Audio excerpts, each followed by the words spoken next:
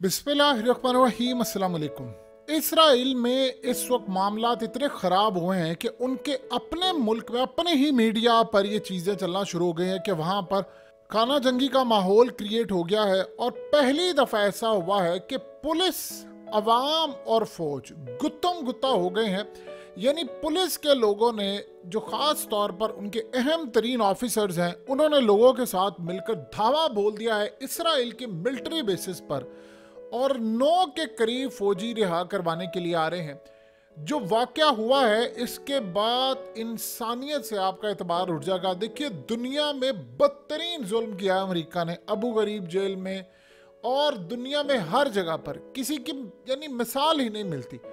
लेकिन जो वाक़या हुआ है इस वक्त इसराइल के अंदर, यकीन कीजिए बयान नहीं किया जा सकता। और सबसे बढ़कर तबाही की सूरत हाल है कि अवाम इसराइल के अंदर बिखरी हुई है। यानी पूरी तरह डिवीजन हो गई है कि आधे इस तरफ है, आधे इस तरफ है। और ये बिल्कुल एक खाना जंगी वाला माहौल है जब इदारे आपस में टकराना शुरू हो जाए। सीन ये हुआ है कि गजा में, आपको पता, इन्होंने ऑपरेशन किया, वहां से इन्होंने कुछ लोग भी गिरफ्तार किए। अब इन्होंने जिस जेल के अंदर रखा इनकी फौज के लोगों ने, उनमें खबर ये आई थी कि बदतरीन वहां पर तशद्दुद ये करते हैं, वहां पर करंट लगाते हैं और बदकारियां करते हैं, जिस्मानी हर लिहाज से आप अंदाज़ा नहीं कर सकते। अब एक वाक़या खुलकर सामने आया। एक शख्स वहाँ पर था जो गज़ा से जिसका ताल्लुक था, फ़लस्तीनी था, और इन्होंने उसके साथ काम ये किया है कि 10 के करीब यानी फ़ौजी थे, जिनमें से 9 इस वक्त गिरफ्तार हैं और उनका मिलिट्री कोर्ट के अंदर ट्रायल चल रहा है। ये 9 के करीब फ़ौजियों ने उस फ़लस्तीनी के साथ बदकारी की, लेकिन बदकारी इस तरह नहीं की कि जिस तरह आम रूटीन के अंदर होता है, कोई जाकर किसी शख्स के साथ कोई ज्यादती या कोई सूरत हाल कर ले। नहीं, इन्होंने जिस तरह की उसमें इन्होंने हथियारों का इस्तेमाल किया। इन्होंने जिस्म के अंदर उनकी बैक साइड पे उस शख्स की चीज़ें दाखिल की और ऐसी ऐसी सूरत हाल पैदा हुई कि आप अंदाज़ा भी नहीं कर सकते कि जितना उसको इंजरीज होगी, वो ज़ख्मी हो गया, बुरी तरह वो ज़ख्मी हुआ।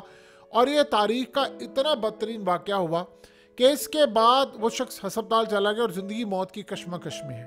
अब इन्होंने कहा, ये तमाम के तमाम 9 के करीब जो फौजी हैं उन पर मेडिकली साबित हो गया है।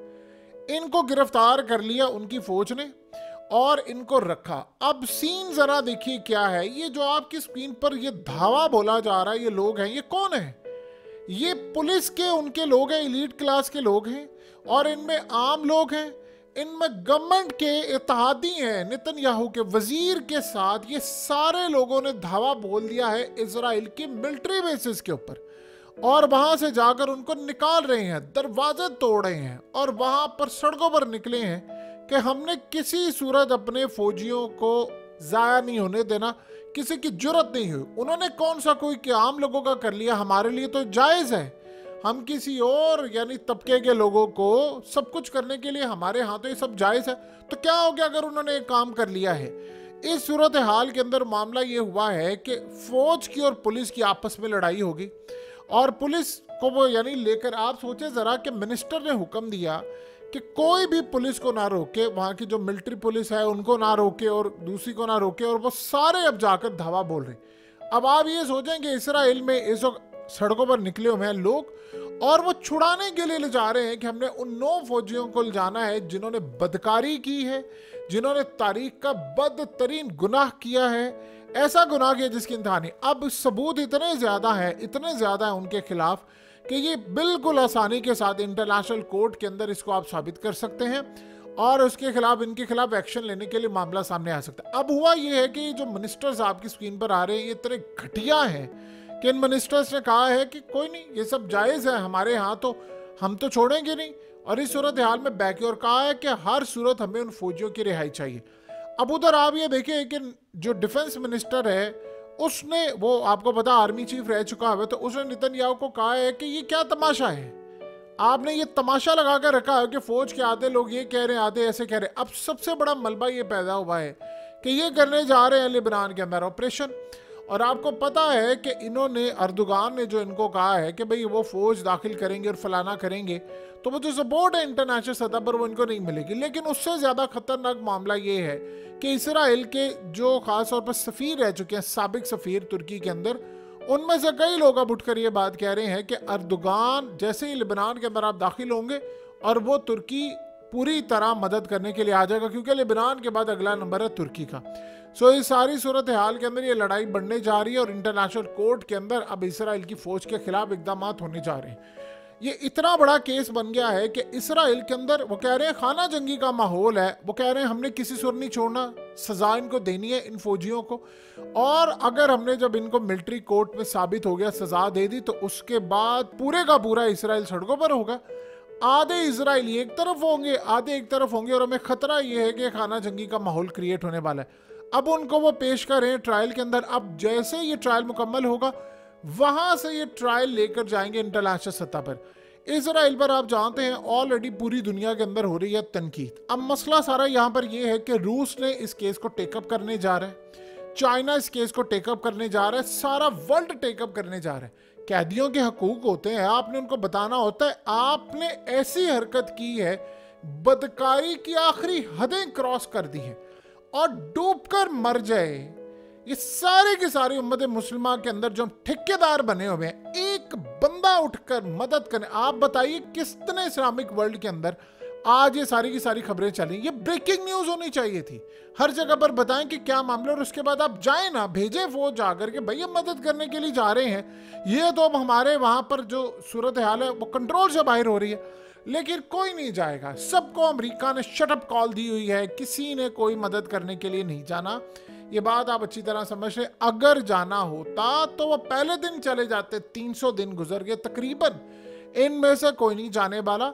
सो अब जो सूरत हाल पैदा हो रही है वो है तारीख का बदतरीन केस। अब ये केस में वो करने जा रहे हैं मिलिट्री ट्रायल। मिलिट्री ट्रायल में सीन ये होगा कि ये साबित ऑलरेडी हो चुका है। वो कह रहे हैं कि उन्होंने इन्वेस्टिगेशन मुकम्मल कर ली है, और उसके बाद हत्ता कि केस बाहर निकल कर आ गया, मीडिया में वहां के आ गया। अक्सर औकात हम गुफ्तगू करते हैं कि जी इसराइल के अंदर चीजें बड़ी मैनेज है। आप अंदाजा करें ये केस कौन लेकर आया सामने, उनके मीडिया के लोग लेकर आए हैं। बेशक इसराइल के अंदर बहुत सारे मामला खराब है, वहां के मीडिया ये इस तरह नहीं है कि वहां जी फौज के कंट्रोल में है, वो जी सिविलियन के कंट्रोल में है, आप कोई खबर नहीं लगा सकते, फलाना नहीं कर सकते। वो इतना आज़ाद है, कम से कम उनका मीडिया इतना आज़ाद है कि उन्होंने इतनी बड़ी खबर लगाई। आप बताएं दुनिया की किसी और कोने में ऐसी हरकतें हो तो क्या वो मीडिया पर खबर आ सकती है? अगलों ने लगाई ना खबर। अब इसमें हम ये भी नहीं कह सकते कि ये खबर फौज ने लगवाई या सियासतदानों ने लगवाई।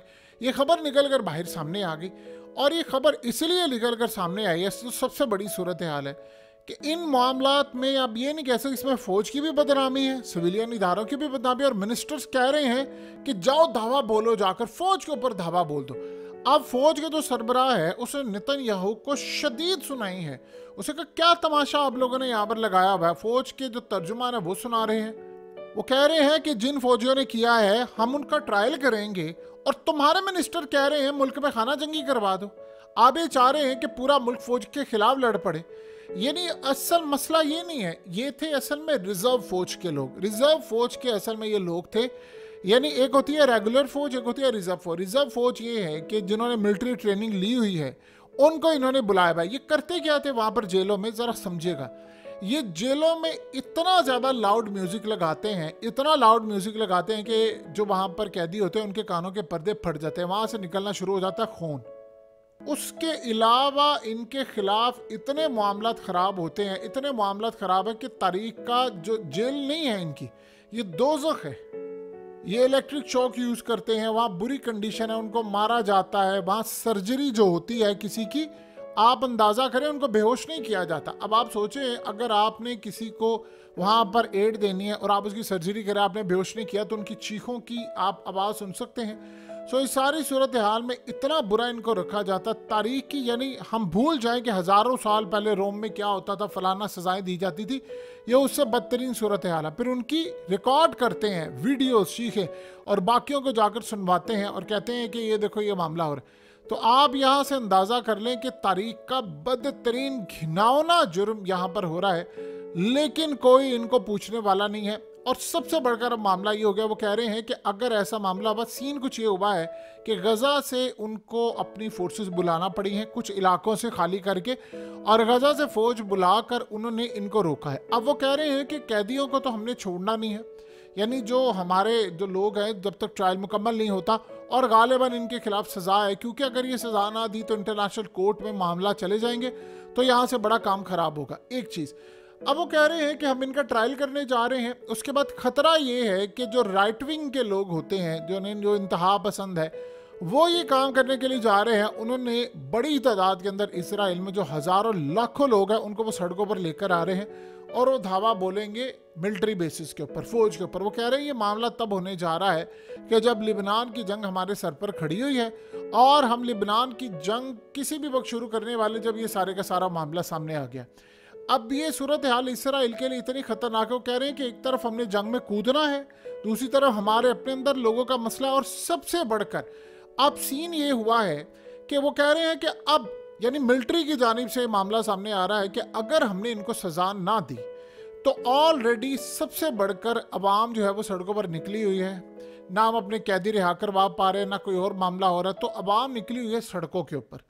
और सड़कों पर जब अवाम कोई भी निकली होती है तो वो छोड़ते नहीं है, यानी वो फिर उसके बाद कहते हैं कि हमने इस मिलिट्री ऑपरेशन में साथ नहीं देना। आप ये देखें ना कि रियाद, शमूना, ये दीगर साइड जो है बॉर्डर के साथ लगती है, ये जो भी इलाके हैं, उनको ये कह रहे हैं कि हमने खाली करवाना है क्योंकि उन पर हमला हो गया। क्योंकि कल लिबनान ने बड़ा क्लियरली ये मामला कहा कि आप याद रखिएगा, कान के बदले कान, आंख के बदले आंख, जान के बदले जान, ये वाला मामला होने जा रहा है, तो हम किसी सूरत पीछे नहीं हटेंगे। ये तारीख में कभी भी इस तरह की सूरत हाल देखने को नहीं मिलती जो इस वक्त देखने को मिल रही है। वो कह रहे हैं कि हमने तैयारी पूरी की है, आप अगर इस सारे सिनेरियो में हमारे खिलाफ कोई इकदाम करेंगे तो हम आपको नहीं छोड़ेंगे। अब दूसरी जानिब अवाम का प्रेशर, इंटरनेशनल प्रेशर, और खबर जो निकल कर सामने आ गई है वो अलग बात है।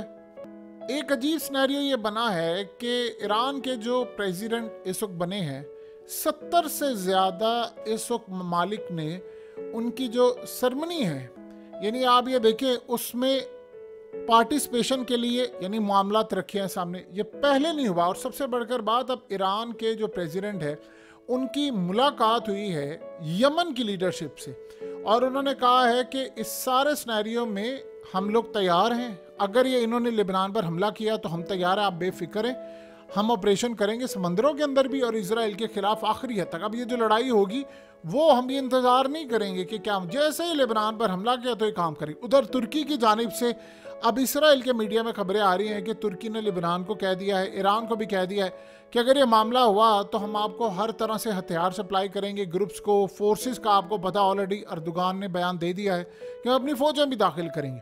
मामला इनके कंट्रोल से बाहर है। अब ये इतना बड़ा सिनेरियो है कि इसको वो कह रहे हैं इन्वेस्टिगेशन करें। एक और बड़ा स्कैंडल अब खुलकर सामने है। अब वो तलाश कर रहे हैं कि जी पता करें किसने ये स्कैंडल बाहर लेकर आया था, कैसे मीडिया के अंदर आया। अब मीडिया में आप वहां पर ऐसा नहीं कर सकते। नेतन्याहू के खिलाफ कितना कुछ लिखा गया, कितना कुछ फौज के खिलाफ लिखा गया, उनके इंटेलिजेंस इदारों के खिलाफ कितना कुछ लिखा गया, शिन बैत के खिलाफ लिखा गया, मोसाद के खिलाफ लिखा गया। अब उन्होंने स्कैंडल सामने लेकर आया, वहां पर वो खुलकर बात करते हैं। वो कह रहे हैं कि हत्ता कि आप ये सोचें उनके मामला नहीं, बहुत सारे मीडिया के अंदर जो लोग होते हैं वो असल में इनके इन करतूत और ऑपरेशन के बड़े शदीद खिलाफ है। अब मसला सारा ये है कि इसराइल की जो अवाम है वहां पर गुस्सा इस वक्त शदीद पाया जा रहा है, इतना ज्यादा पाया जा रहा है। वो कह रहे हैं कि हमने इस सारे सिनेरियो में इस जंग को नहीं बढ़ने देना, लेकिन मसला सारा ये है कि आप इस जंग को रोक कैसे सकते हैं। अब जब अगले प्लान करके बैठे हैं, अगर इस सारी सिनेरियो में हमने ऐसा माहौल देख लिया कि ये लट से लड़ाई जारी है और इस लड़ाई के अंदर वो अवाम को कहते हैं कि आप यहाँ से निकल कर चले जाएं, और अवाम वहाँ से निकलने से इनकार कर देती है, तो आप बताएं क्या अफोर्ड कर सकते हैं। दूसरा एक चीज़ जो इसराइल इस दफ़ा फेस करने के लिए जा रहा है वो ये है कि लिबनान ने अपने जितने भी हैवी मिसाइल्स हैं, गाइडेड मिसाइल हैं, ख़तरनाक मिसाइल हैं, एक तो वो डिप्लॉय कर दिए उन्होंने, और उन्होंने यानी बॉर्डर के ऊपर पहुँचा दिए हैं। जिस जगह पर बैटल फील्ड जो मैदान जंग है वहाँ पर उन्होंने पहुँचा दिए हैं। और दूसरा उन्होंने इस वक्त निशाना उनका जो रखा हुआ है, उन्होंने पहले ही ऐलान कर दिया है, हाइफा से उन्होंने स्टार्ट करना है कि तमाम के तमाम जो हाइफा के लोग हैं वो शहर छोड़कर चले जाएं, क्योंकि अगर हमारे सिविलियन का एक घर तबाह हुआ तो बदले में आपका एक घर तबाह होगा। फिर हम वेट नहीं करेंगे कि मिलिट्री पर हमला करना है या किसी और पर हमला करना है, कैसे करना है, आप इस सारे सिनेरियो में तैयार है। अब जब ये स्कैंडल निकल कर सामने आया है तो उसके बाद मजीद गुस्सा पाया जा रहा है उनमें। तो इन्होंने कुल मिलाकर सारे के सारे सिनेरियो को लड़ाई की तरफ लेकर जा रहे हैं। आप सोचें इसराइल के मिनिस्टर्स ने क्या बात की है। उन्होंने ऐलान किया है, ये असल में इनकी होती है पॉलिसी।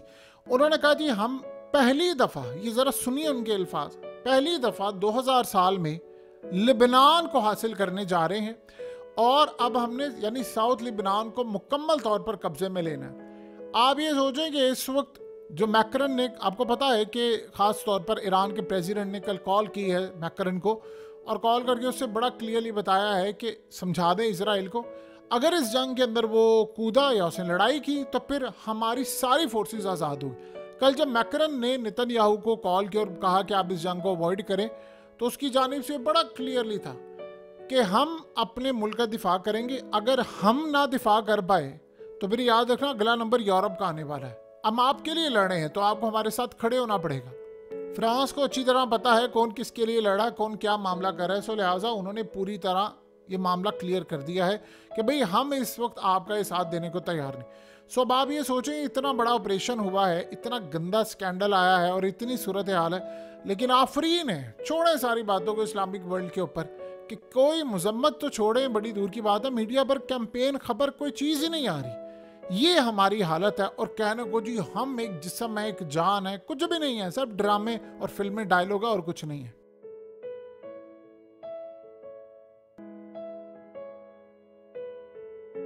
हकीकत टीवी को सब्सक्राइब करना मत भूलें, वीडियो को लाइक करें, शेयर करें और कमेंट सेक्शन में अपनी राय का इजहार ज़रूर करें।